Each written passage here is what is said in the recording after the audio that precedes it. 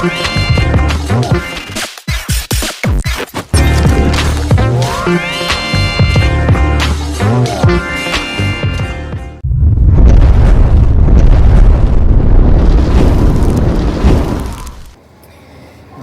Jumat Masjid Darul Aman yang dirahmati oleh Allah Subhanahu wa taala. Berdasarkan kalender Hijriah, hari ini berada di tanggal 12 Zulhijjah 1447 Hijriah. Masih berada di hari Tasyriq. Oleh karena itu, kesempatan yang mulia ini saya mengajak kita semua untuk merenungkan ayat Al-Quranul Karim yang termuat di juz yang ke-30, surat yang ke-108. Surah ini jumlah ayatnya 3 ayat, turun di kota Makkah ketika putra Rasulullah SAW bernama Abdullah atau Qasim wafat, meninggal dunia. Orang-orang kafir Quraisy menghina beliau, mencerca beliau, mengejek beliau. Mereka mengatakan, "Ya Muhammad, wahai Muhammad, engkau al-abtar, terputuslah sudah keturunanmu." Maka Allah Subhanahu wa taala menurunkan surah yang ke-108, surah Al-Kautsar. A'udzu billahi minasy syaithanir rajim. Bismillahirrahmanirrahim. Inna a'tainakal kautsar. Sesungguhnya kami telah memberikan kepada engkau ya Muhammad al-kautsar, nikmat yang banyak, nikmat yang melimpah. Ada 2 nikmat Allah yang luar biasa kepada kita semua. Yang pertama, nikmat sifatnya non materi. Apa dia? Iman, itu nikmat yang terbesar. Kemudian kesehatan, itu nikmat yang luar biasa. Bayangkan, maaf, orang yang terkena stroke, susah kakinya untuk bergerak. Dia mau melangkah 2 meter saja, menggerakkan kaki pelan-pelan, dia geser senti per senti, berkeringat dia. Dalam waktu sekian menit baru sampai dalam jarak tempuh 2 meter. Luar biasa. Ada juga nikmat panca indera. Allah anugerahkan mata kepada kita semuanya. Mata ini aslinya nggak bisa melihat. Nggak bisa melihat. Ini mata, ini casingnya saja. Allah titipkan sifatnya basar, maka manusia mampu untuk melihat. Kita punya telinga, aslinya telinga ini nggak mendengar. Allah titipkan sifatnya sama, kita bisa mendengar. Aslinya nggak mampu berbicara, Allah titipkan sifatnya kalam, mampu berbicara. Kita nggak bisa duduk, nggak bisa berdiri, Allah titipkan sifatnya qudrah, kita bisa mampu berdiri. Kita nggak punya kemauan, nggak pengen ini, nggak ingin itu, nggak pengen ini, Allah titipkan sifatnya iradah, ada kemauan. Lihat jenazah tergeletak, dia lengkap panca inderanya. Ada mata, ada telinga, ada mulut, ada tangan. Sanggupkah dia bergerak? Enggak sanggup. Kenapa? Allah telah cabut sifat-sifatnya hingga dia tak sanggup lagi untuk bergerak. Nikmat yang luar biasa. Bahkan ketika kita tidur, Allah punya sifat la ta'khudhuhu sinatun wala naum. Tidur kita akan dia katakan kepada hambanya, wahai hambaku, tidur, tidur engkau, aku tak tidur, aku tak ngantuk. Akan ku jaga denyut nadimu, ku jaga pernapasanmu, ku jaga denyut jantungmu. Tidur engkau dengan nyenyak. Bangun kita masih sehat, harta masih ada, keluarga masih ada. Nikmat yang luar biasa.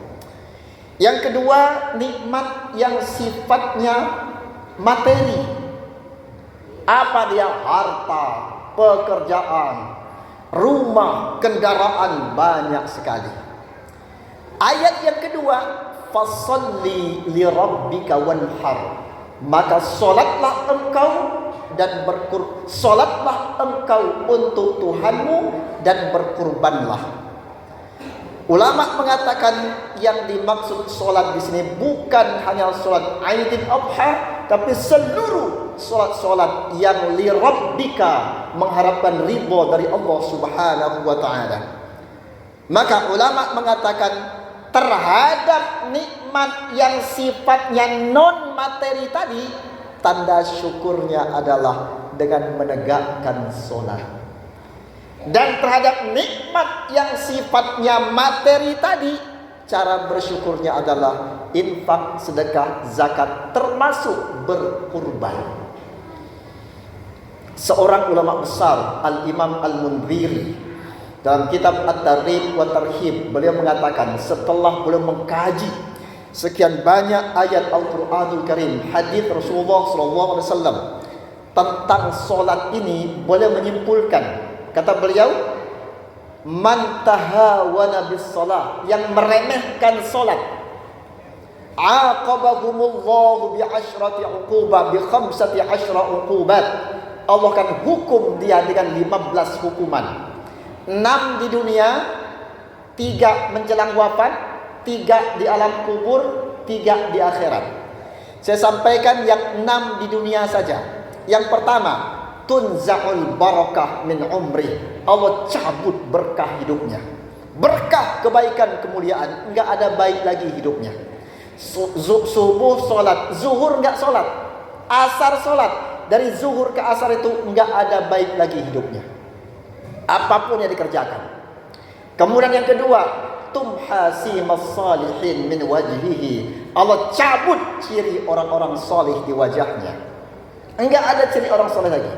Kemudian yang ketiga, la turfa'u du'aahu ila sama. Doanya enggak diangkat naik ke langit. Yang keempat, laisa lahu hazzun fi du'a'is salihin. Dia enggak dapat doa orang-orang saleh. Khatib naik mimbar hari Jumat, Allahumma ighfir lil mu'minina wal mu'minat wal muslimin wal muslimat. Ampuni dosa kaum muslimin muslimat ya Allah, mukmin mukminat yang masih hidup ataupun telah wafat meninggal dunia. Ada yang sengaja enggak salat, doakan umum sifatnya, enggak kebagian dia doanya. Kemudian yang berikutnya, yang kelima, kullu amalin ya'maluhu la yu'ajiruhu Allah. Seluruh amal-amalnya enggak ada pahalanya lagi. Subuh salat, zuhur salat, asar enggak salat dengan sengaja, maghrib salat, dari asar ke maghrib itu enggak ada pahala kebaikan. Tilawah Quran, ngaji, dia ngaji enggak ada pahala. Berbuat kebaikan, bantu sesama, enggak ada kebaikannya, enggak ada pahalanya. Kenapa? Puncaknya amal itu salat dia tinggalkan. Yang keenam adalah takhruju ruhahu bighairi iman, keluar ruh dan jasadnya tanpa membawa iman. Terhadap nikmat non materi salat. Yang kedua, terhadap nikmat yang sifatnya materi tadi, syukurnya adalah dengan berkurban. Berkurban. Maka hari ini dan besok, kurban tidak terbatas hanya lewat masjid, musola, panitia, tidak. Yang mampu selama hari-hari nahar itu berkurbanlah. Ulama sepakat kurban tidak wajib hukumnya. Hukumnya sunnah muakkad kifayah, sunnah kifayah. Satu keluarga telah mengerjakannya, keluarga mendapatkan pahala dan bebas dari perintah itu. Hanya masalahnya kalau dia mampu dan tidak tertunaikan, dia enggak diazab, tidak diazab, tapi ada beban yang belum tertunaikan. Ada hisab nanti yang akan terlewati yang begitu panjang. Ulama mengatakan berdasarkan banyak hadis Rasulullah SAW, hisab itu tidak sebentar. Bukan setahun, 2 tahun, 10 tahun, ribuan tahun lamanya. Sidang hisab tentang dari mana harta ini datang, kemana harta dibelanjakan. Maka Nabi SAW bersabda, ma amila ibnu Adam yauman nahri, enggak ada amal anak Adam ahabbu ilallah, yang paling dicintai oleh Allah Subhanahu wa taala pada hari-hari nahar, tanggal 10, 11, 12, 13 Dzulhijjah min ihraqid dammi, selain daripada mengalirkan darah hewan kurban. Jamaah Jumat Masjid Darul Aman yang dirahmati oleh Allah Subhanahu wa taala. Hidup di dunia ini tidaklah lama. Sebagai penutup, suatu saat seorang anak tanya sama ayahnya, "Ayah, rumah siapa itu?" Anak menunjuk sebuah rumah tingkat yang sudah jatuh gentengnya, catnya sudah meletek-meletek, pagar sudah rusak. Kata sang ayah, "Nak, rumah ini rumah termewah di tempat ini 30 tahun yang lalu. Dulu di atas itu, nak, rame anak-anak lari-lari ke sana kemari. Di bagian bawah itu ada kamar anak pertama, kamar anak kedua, kamar menantunya. Dan hari ini, wahai anakku, lihatlah di bawah itu ada seorang nenek tua sedang nyapu-nyapu. Hanya dialah isi rumah itu saat ini. Anak-anak yang dulu ramai semakin dewasa pergi ke tempatnya masing-masing. Cucu yang dulu lari-lari begitu lucunya sudah pindah pergi meneruskan cita-citanya masing-masing. Hidup di dunia ini tidaklah lama. Maka lahir kita tanpa membawa apa-apa. Allah anugerahkan rezeki banyak luar biasa.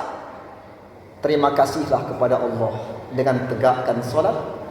Terima kasihlah dengan nikmat-nikmat materi dari Allah dengan berkorban. Ruh dari Allah akan kembali kepada Allah. Jasad, harta, rumah, kendaraan dari tanah akan kembali kepada tanah. Dan amal-amal kita datang dari diri kita masing-masing akan kembali juga kepada diri kita masing-masing. Barakallahu li wa lakum fil Qur'anil azim wa nafa'ani wa iyyakum bima fihi minal ayat wal dzikril hakim. وتقبل مني ومنكم تلاوته إنه هو السميع العليم فاستغفروه إنه هو الغفور الرحيم.